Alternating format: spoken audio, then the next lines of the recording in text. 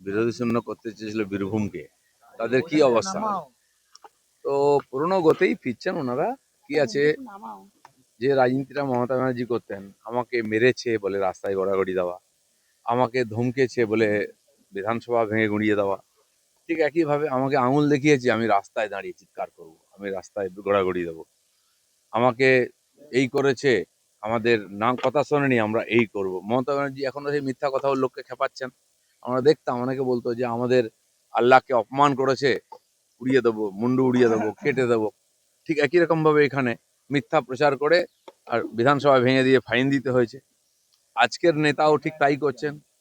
ভেতরে election commission তাকে কি বলেছেন আমরা জানলাম না, উনি রাস্তায় নেমে চিৎকার শুরু করে দিলেন। কোনো ইস্যু নাই, বলার মতো লোকের কাছে কিছু নেই, মুখ দেখাবার জায়গা নেই। তো এইসব ধমকি চমকি দেওয়া আর সেই পুরনো আস্থা কুমোর থেকে নেতাদের তুলে নিয়ে এসে মুখ দিকে জেতার চেষ্টা হচ্ছে।